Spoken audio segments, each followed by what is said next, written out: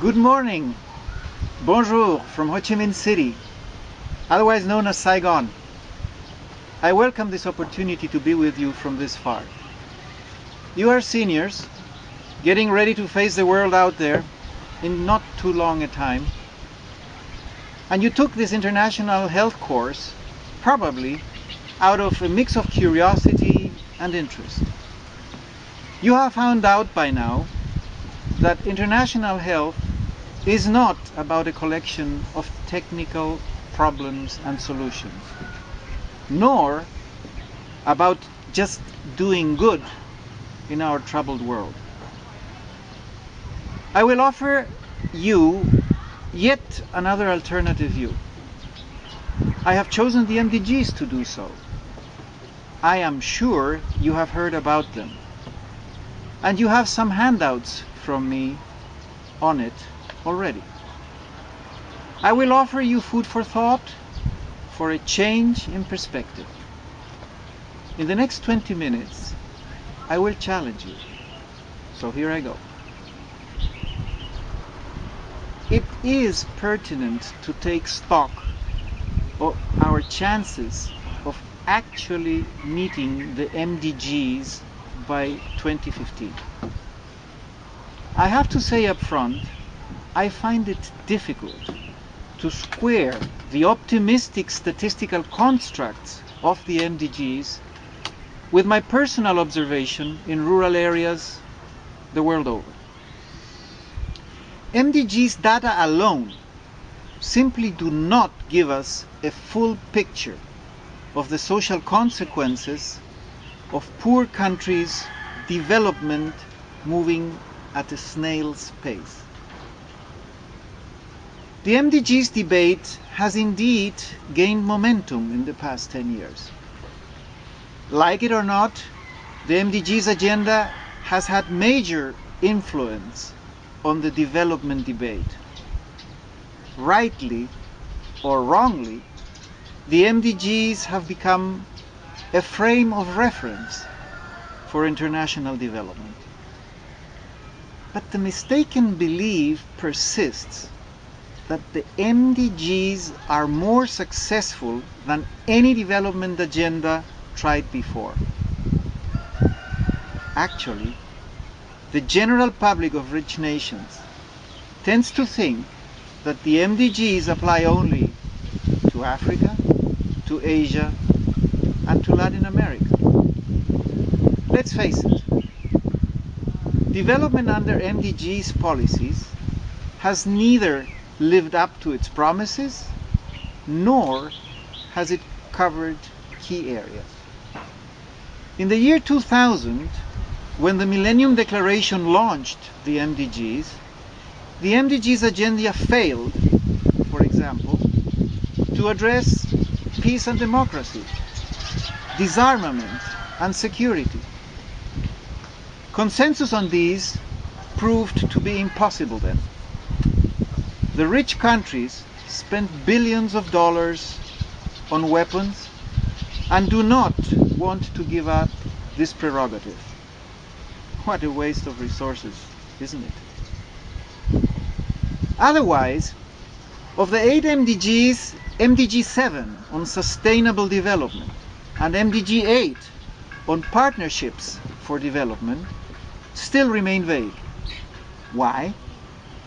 Because they are goals that apply to changes of behavior the global north is expected to undertake.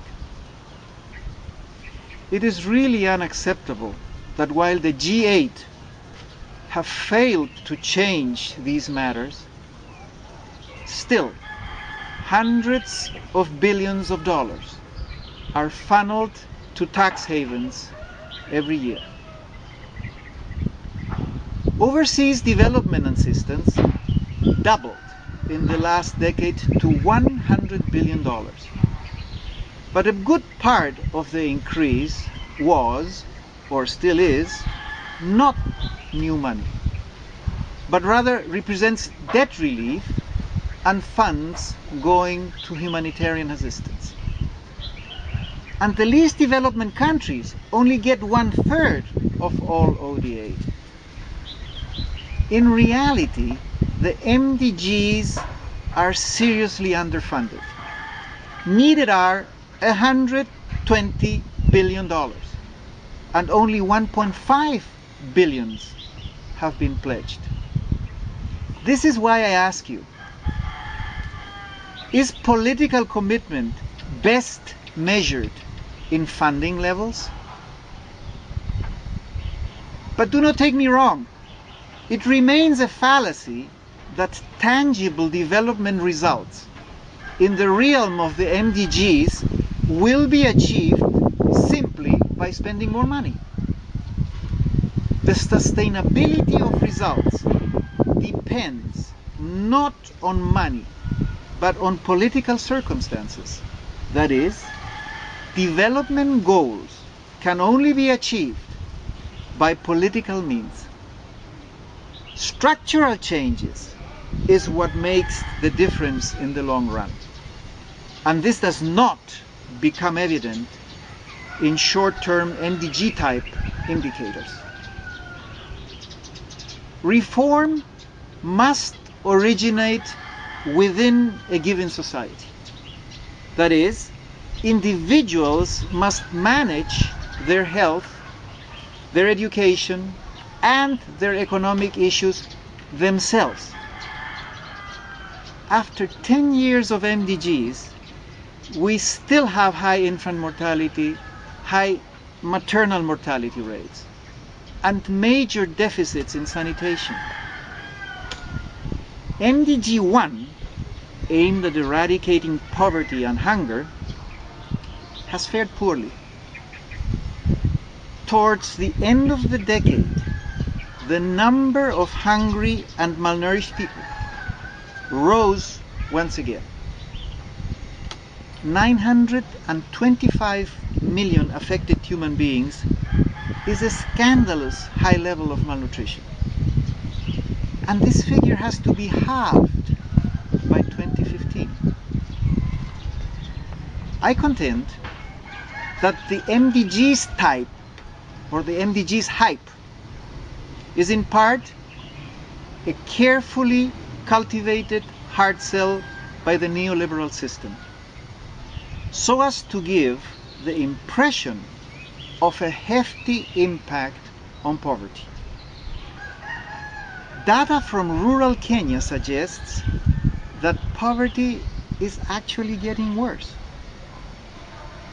If this is what it means to be on track with the MDGs, then perhaps these goals were not ambitious enough. Conversely, Brazil has enforced targeted social policies with success, and poverty there has fallen significantly.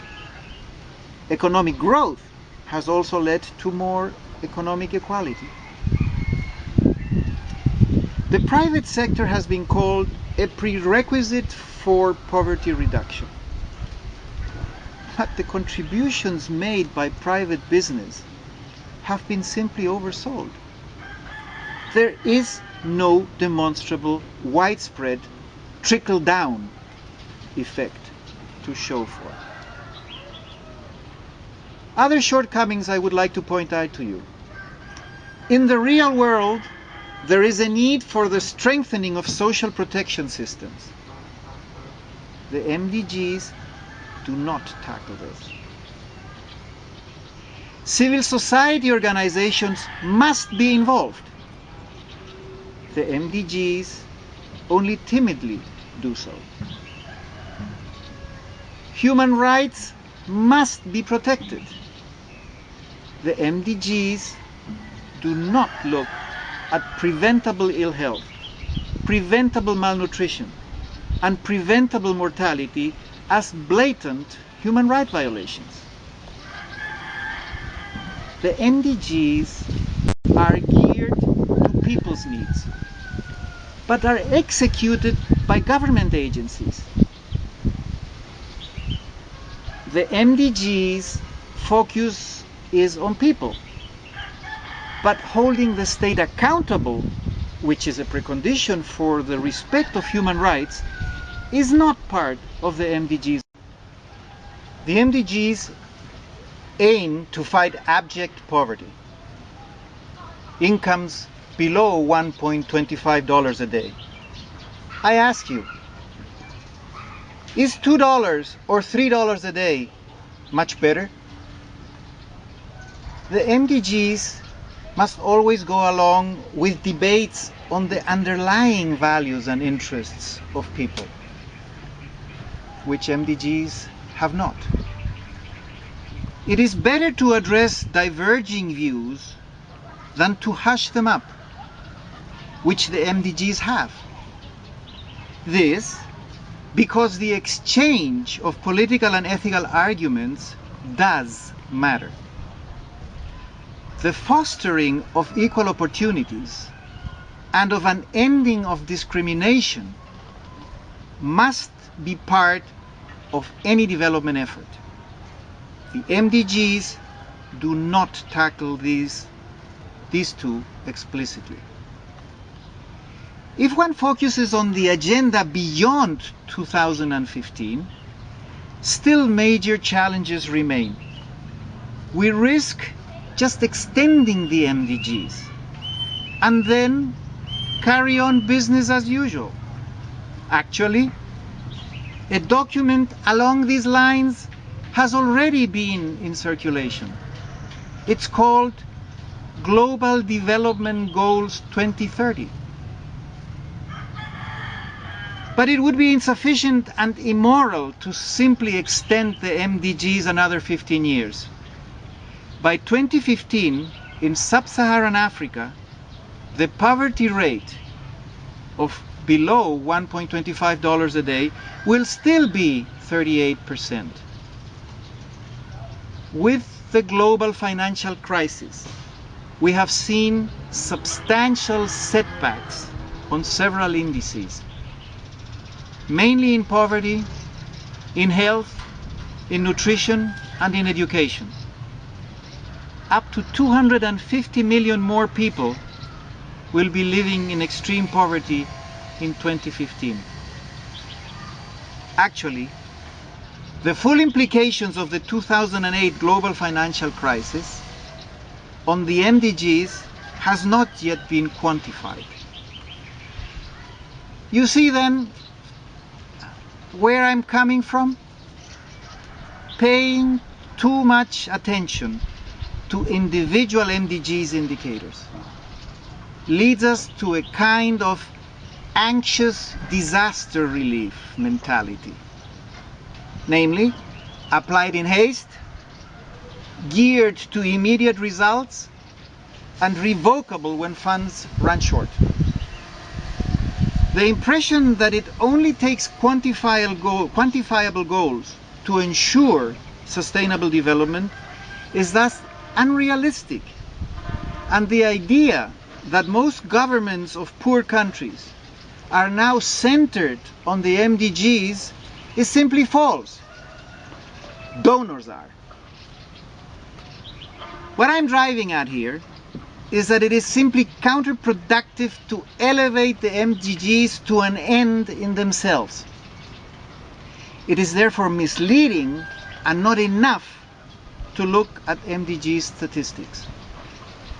The MDGs relate to the dynamics of the process of globalization, something all too often not taken into account. But even under globalization, many people today are calling for greater global social justice. Such an idea is fascinating, but one must never assume that all development partners around the world share them. Considering goals narrowly, in a one-sided manner, also disregards the interrelatedness with, for instance, the perennially unfair world trade. It is no news that the international trade system still fails to serve the interest of poor countries and of poor people in them. In short, the MDGs are not a welfare scheme. Target 1B of MDG 1, that is achieving full and productive employment and decent work for all, is ultimately the most important target. Poverty will not be reduced without near full employment and decent work. Little progress in this MDG 1B has been achieved, and not much is talked about it in MDG corridors. Mind you, it is very difficult to collect unemployment figures, mainly because of the great importance of the informal sector. Achieving the MDGs must be understood as an issue of ethics, of human rights, and of politics. And this is way beyond of what the MDGs ask for. Otherwise, the implementation of MDG actions risks being mechanical, anonymous, and purely quantitative. Participation by legitimate representatives of socially, economically, and geographically marginalized groups, and not by groups acting on their behalf, must not become an empty rhetoric. Ultimately, what needs to be pursued is a shift in the balance of power, to be understood as better access and usufruct of economic resources by rights holders and their participation in social and political decision making.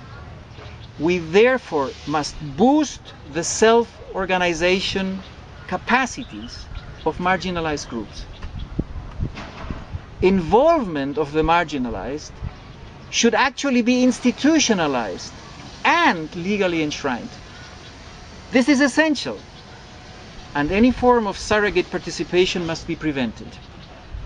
Finally, the international community must reconsider the conventional approach to development and come up with a truly internationally agreed plan that covers issues like universal access to healthcare, universal access to primary education, guaranteed state allowances for children, basic pensions for senior citizens and for disabled people, guaranteed unemployment benefits, compulsory education beyond primary education, clear goals for climate change, and many other burning issues. In conclusion, the NDGs have led to narrowing the development discourse. We must return to a more holistic, human rights-based understanding. In short, the link between the sustainability discourse and the MDGs agenda is missing. That is where we have to start. We must not wait until 2015 comes along. As you graduate, contribute your grain of salt to this cause. Thank you. Merci. I will be available on email to attend to your questions and comments.